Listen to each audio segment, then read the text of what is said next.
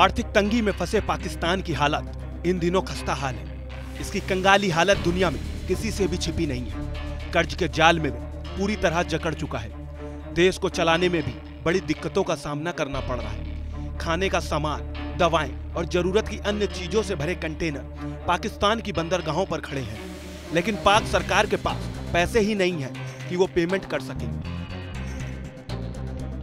पहले से कर्ज में कंठ तक डूबा हुआ पाकिस्तान मदद की उम्मीद में आईएमएफ यानी कि अंतर्राष्ट्रीय मुद्रा कोष की ओर मुंह बहाए खड़ा है। लेकिन आईएमएफ भी पाकिस्तान को कर्ज देने में ना नुकुर कर रहा है। कर्ज के लिए आईएमएफ ने कई शर्तें पाकिस्तान पर लाद दी हैं, जिसे स्वीकार करना पाकिस्तान के लिए आर्थिक रूप से बहुत मुश्किल भरा होगा।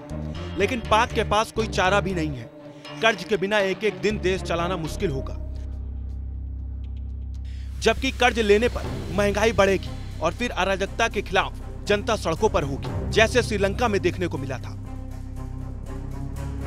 एक रिपोर्ट्स के मुताबिक स्टेट बैंक ऑफ पाकिस्तान ने बताया कि उसके पास फिलहाल 3.09 अरब डॉलर का विदेशी मुद्रा भंडार ही बचा है।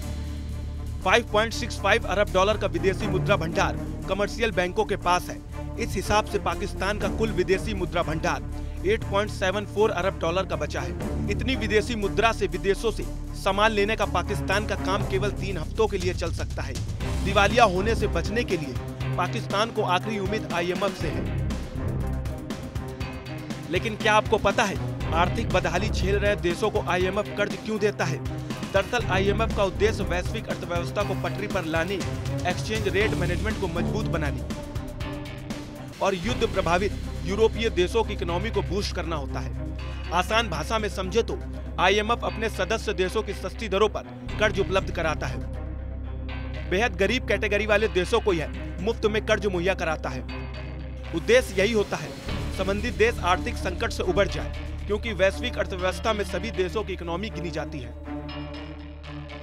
कर्ज देने से पहले आईएमएफ कुछ शर्तें रखता है, जिसका पालन ऐसे देशों को करना होता है। ऐसी ही एक शर्त का सामना पाकिस्तान कर रहा है। आईएमएफ ने सरकार के सामने शर्त रख दी कि वह देश में करों को बढ़ाए और राहत को खत्म कर दे। साथ ही बिजली उपभोक्ताओं को जो छूट दी गई है उसे भी खत्म करने की शर्त आईएमएफ ने रखी है। आईएमएफ पेट्रोल डीजल की कीमतों में भी इजाफा चाहता है। देश में महंगाई 48 सालों में सबसे ज्यादा स्तर पर है। बताया जा रहा है कि पाकिस्तान की आर्थिक स्थिति वहां की मौजूद राजनीतिक अस्थिरता की वजह से है।